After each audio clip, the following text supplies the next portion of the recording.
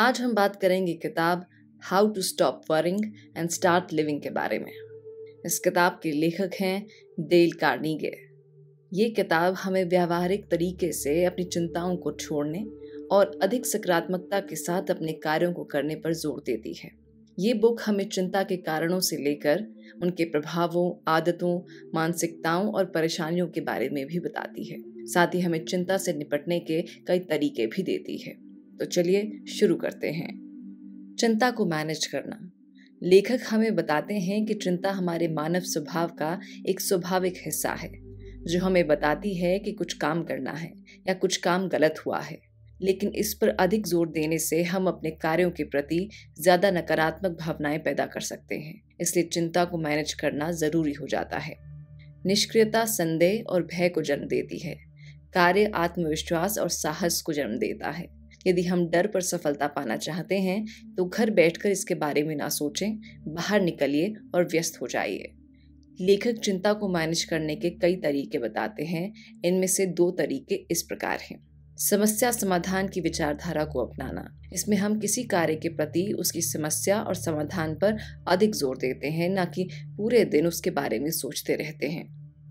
मानसिक घरेलू सफाई का अभ्यास करना, जिसमें चिंता और चिंताओं के कारण लिखने और उन्हें व्यवस्थित करने पर जोर देते हैं, जिससे हम अपनी चिंताओं के बारे में बेहतर तरीके से जान सकें और वो तरीका ढूंढ सकें जिससे उन्हें कम किया जा सकता है।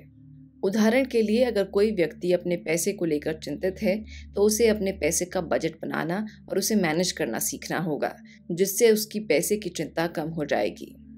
सकारात्मक मानसिकता विकसित करना।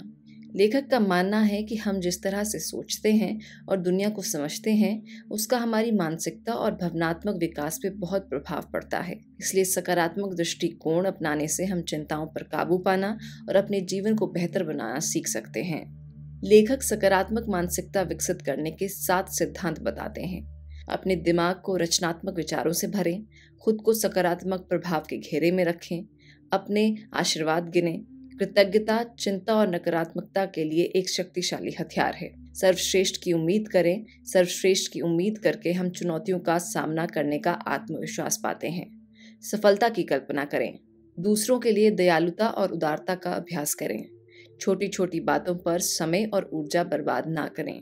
एक सकारात्मक दृष्टिकोण न केवल मानसिक और भावनात्मक कल्याण को बढ़ाता है, बल्कि विकास और पूर्ति के लिए नए अवसर और संभावनाओं के द्वार भी खोल देता है।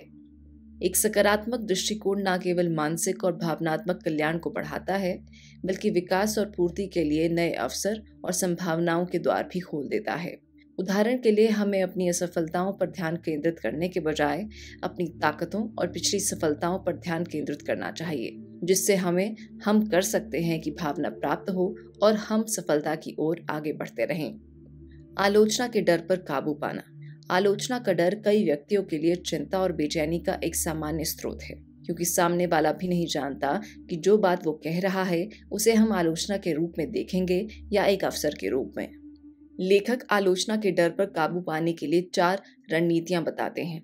आत्मविश्वास और लचीलापन पैदा करना। हम सभी जानते हैं कि हमारे अंदर कुछ कमजोरियां और कुछ ताकतें होती हैं। लेखक हमें अपनी कमजोरियों पर काम करने और अपनी ताकतों के बारे में और अधिक जानने पर जोर देते हैं। विकास की मानसिकता अपनाना।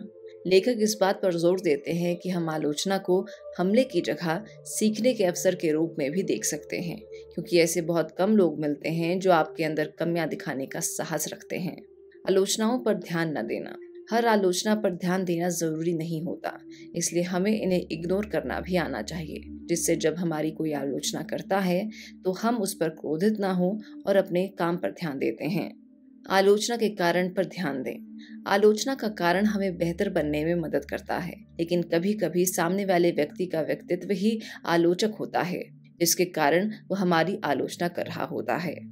उदाहरण के लिए, यदि हम कोई रचनात्मक काम करते हैं और उसमें गलतियां निकलती हैं, तब कोई दूसरा हमारी आलोचना करता है, तब हमें उस व्यक्ति पर हमला करने के बजाय उस आलोचना से सीख सकते हैं और आगे बढ़ सकते हैं। उत्पादकता और खुशहाली को बढ़ाना।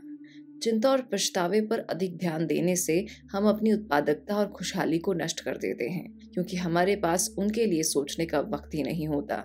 लेखक अपने नजरिए को बदलने पर अधिक जोर देते हैं। उत्पादकता और खुशहाली बढ़ाने के लेखक ने 3 सिद्धांत बताए हैं। अपने समय को मैनेज करना।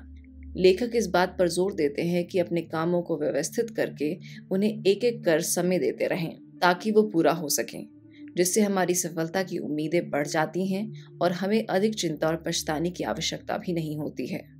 खुद के प्रति सचेत रहना। लेखक हमें शारीरिक और मानसिक स्वास्थ्य को बढ़ावा देने वाली गतिविधियों को प्राथमिकता देने पर जोर देते हैं, जिसमें नियमित व्यायाम करना, पर्याप्त नींद लेना और ध्यान या गहरी सांस लेना जैसी क्रियाएं शामिल हैं। सकारात्मक आदतें और दिनचर्या विकसित करना। लेखक अपनी उत्पादकता बढ़ाने के लिए दैनिक दिनचर्या और आदतों का सहारा लेने पर जोर देते हैं, जिससे हम स्वस्थ आदतें और दिनचर्या बनाकर जीवन के सभी क्षेत्रों में आगे बढ़ सकते हैं। इस बुक समरी में हमने 5 महत्वपूर्ण बातें सीखी जो इस प्रकार हैं। पहली, चिंताओं से निपटने के लिए हमें वर्तमान क्षण में जीना सीखना होगा। दूसरा, किसी काम के प्रति चिंता होना स्वाभाविक है, लेकिन अधिक इस पर ध्यान देने से उस काम की ऊर्जा को नष्ट कर सकती है। तीसरी, सकारात्मक मानसिकता विकसित करने से हम अपने काम पर अधिक ध्यान देते हैं, न कि चिंताओं पर। चौथी, आलोचनाओं का डर हमारे भविष्य को नष्ट भी कर सकता है और बना भी सकता है। और 5वीं, उत्पादकता और खुशहाली बढ़ाने के लिए हमें अपने घर से बाहर निकलना होगा और अपने कामों में व्यस्त हो जाना होगा। आज के वीडियो में बस इतना ही। जल्द मिलते हैं एक नई वीडियो के साथ।